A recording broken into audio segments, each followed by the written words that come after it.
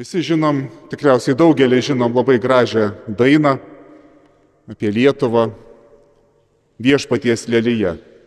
Daina tikrai graži ir ji man labai patinka. Tai yra apie Lietuvą, bet ar Viešpaties? Kyla tam tikrų abejonių. Žvelgiant, kaip mes kur nors bendraujam konfliktinėse situacijose, kaip žmonės buityje, kaip politikai savo pašaukimuose sprendžia klausimus, kokiais žodžiais vieni kitus kreipiasi, kokių tikslų siekia. Viešpaties tai turėtų būti, kad žmonės turėtų labai maloniai bendrauti. Ir vietoj kaltinimo pirmiausia turėtų pasakyti: atleisk brolau ar atleisk sesę, aš čia kaltas. Ir ko galėčiau tau pasitarnauti, ar tavo gerbuviui, tavo šeimai, tavo finansams, tavo sveikatai nieko netrūksta, kaip aš galėčiau prisidėti. Ne visada taip yra, turime pripažinti. Ir už tai, jeigu Viešpaties, tai už tai ar yra Viešpaties. Bet kaip šalis ir negali turbūt būti Viešpaties. Bet kaip krikščionys mes privalome būti Viešpaties. Ir šiandieną Jėzus kalba žodžius, jie gražus yra, labai gražus. Bet jie verčia mus labai daug ką permastyti apie save. Kai sako, aš esu vynmedis, o mano tėvas vynininkas, kiekvieną mano šakelę neduodančią vaisiaus jis išpjaus.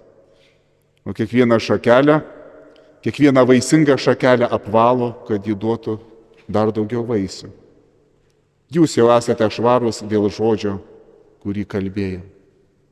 Kam Jėzus kalba? Jėzus nekalba visam pasauliui.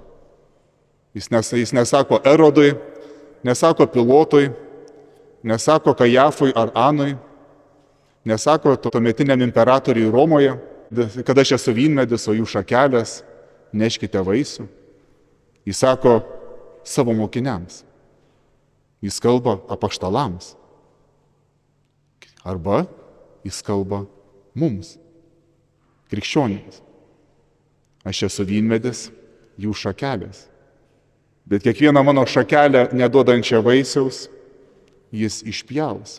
Ir paskui, sako, surinks šakeles ir išmes į ugnį. Kalba apie bažnyčią, apie bažnyčios narius. Apie mane kalba. Apie mane. Ir kaip kartais mums atrodo, kad tas gyvenimas toksai yra, lengvai mums duotas, laikinasis gyvenimas lengvai duotas, paprastai, ir amžinasis labai lengvai pelnytas. Tiesiog šiaip Viešpats norėjo numirti ant kryžiaus ir taip paprastai, ir jisai sako, neškite vaisių. Neškite vaisių. Bet kaip mes turime nešti vaisių? Mums Jonas, tas pats Jonas, kuris parašė Evangeliją, jis laišką parašė ir laiške šiandieną skaitėm. O jo įsakymai nėra sunkus. Juk kiekvienas, kuris gimęs iš Dievo, nugali pasaulį.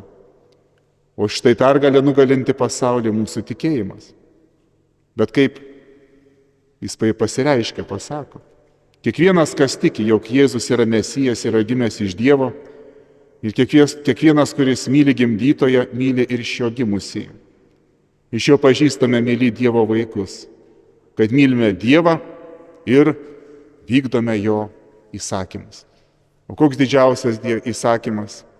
Mylėti Dievą visą širdimi ir artimą kaip save patį. Štai tie meilės vaisiai ir yra, kurie liudija, kad krikščionis yra krikščionis. Bet meilės vaisiai, mūsų darbai nepadaro mūsų krikščionimis. Mes esame krikščionis. Ir Jėzus ir sako, pasilikite manyje. Kas pasilieka manyje ir aš jame, tas duoda daug vaisių. Pasilikite. Pasaulyje mes norime bėgti, nes mūsų laimė yra visuomet ne ten, kur mes esame. Laimė yra ne su mumis. Mūsų džiaugsmas yra ne su mumis. Mūsų sportas mūsų laukia rytoj. Mes savęs negalime išpildyti dėl to, kad mums trukdo šeimos nariai. Tai jie kažkaip kitaip gyventų, žiūrėk, turėčiau laiko savo išsipildymui. Aš negaliu savo darbų tinkamai atlikti, nes viršininkas kažkur prastas yra, visiškai nesuprantantis, ką reikia daryti. Ir aš iš vis turėjau gimti visai kitoj šaly ir kitų laikų. Štai būčiau kur nors viduramžiais, būčiau riteriu, ar apšvietos laike būčiau šviesuoliu, ar industrinės revoliucijos metu būčiau išradėjų ir dabar būčiau turtingas, jau būčiau seniai tas visas lemputes ir patefonus ir gramofonus išradęs, taigi čia paprasta. Vis kažkur ne ten, kur aš esu.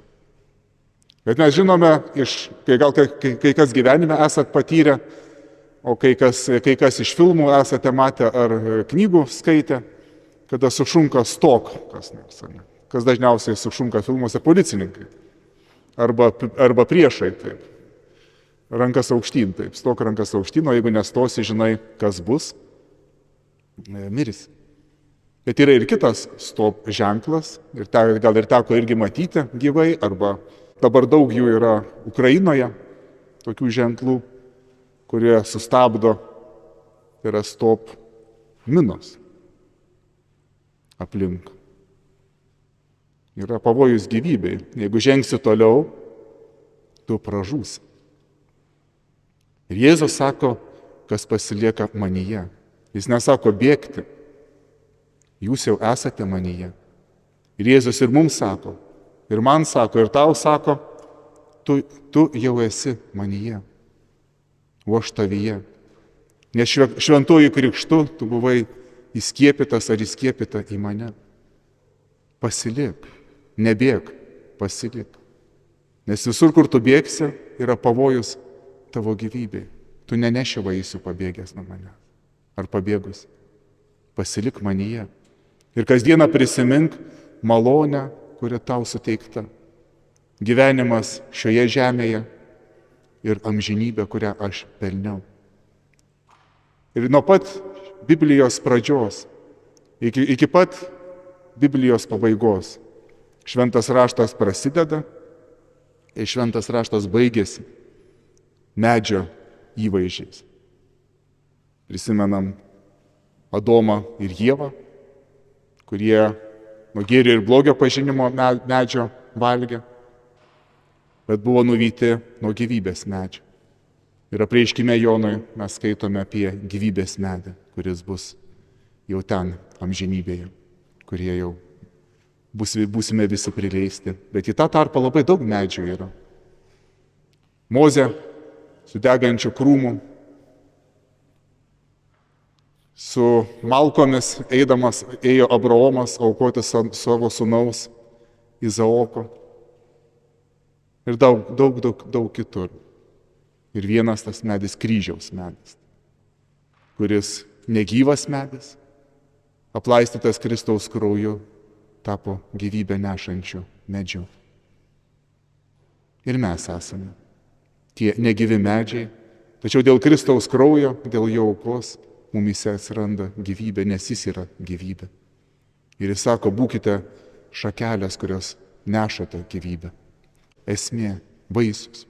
Ir kas bet kokį medį laikys sode, kuris neneša vaisius? Jis alina. Ir ar medis gali pasakyti, kad štai žiūrėk, aš kažkada nešiau vaisių. Kažkada nešiau, bet dabar nebenešu. Nebeneši, jau nebesi, kas turi būti. Arba jau praėjo laikas, būsi iškirstas.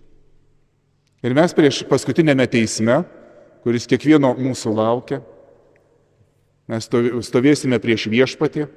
Nežinau, ką mes reikėsime, niekas nežinome, bet galime bent iš dalies įsivaizduoti. Jeigu viešpas parodys mums kaip Tomui ir mokiniams žaizdas, na štai žaizdos už tave. Kad tu turėtum gyvenimą, kad tau nuodėmės būtų atleistas, kad tu turėtum dangų. Ir štai tavo gyvenimas. Kur jisai, kam jisai buvo skirtas. Ir kaip svarbu, kad mes prisimintume, jog mes gyvename jam, mes mirsime su juo ir prisikelsime su juo ir būsime su juo. Kaip svarbu prisiminti, kad mūsų šventas krikštas, kuriuo esame įskiepyti, ir tai, kad jam priklausome, nėra vienadienis dalykas, kaip ir pasas, kurį turime. Mes kiekvieną dieną negalvojame, ar gal ir galvojame, kad štai aš esu Lietuvos pilietis. Ar dar kartą mes to nežinome. Ir taip ir mūsų krikštas, įskiepis, mes esame jame ir jo. Ir mes tuomet esame pašaukti gyventi ir atspindėti jo meilę žmonėms, kad ir žmonės pažintų, pasaulis pažintų, kad Kristus yra gyvas. Tai, kad esame sekmadienį, kaip jisai ir liepęs yra, jo žodžio klausyti, jo kūną ir kraują priimti, tai atspindi, kad mes esame šakelės. Mes priimame jo vaisius ir nešame jo vaisius pasauliui. Ir sako Jėzus, to bus pašlovintas mano tėvas, kad jūs duosite gausių vaisių ir būsite mano mokiniai. Nežinau, kiek liko mums keliauti, kiekvienam iš mūsų šioje žemėje. Dar yra viešpaties malonės metas, kada galime kalbėti ne vien savo, bet ir viešpačiui. Kada galime gyventi ne tik savo, bet viešpačiai ir liudyti. Ne vien savo valią, bet pirmiausia viešpaties valią. Viešpatie, savo žodžiu, kūnu ir krauju atgaivink mus. Įliek į mūsų gyvenimo savąją gyvybę, dovanok šventąją dvasią, kad mes būtume šviesos vaikai, tavoje šviesoje gyventume ir tavoje šviesą neštume pasaulį. Padėk mums branginti laiką, kurį tu mums dovanoji, branginti žmonės, kuriuos mes sutinkame ir prisiminti, kad tu esi alfa ir omega, pradžia ir pabaiga. Amen.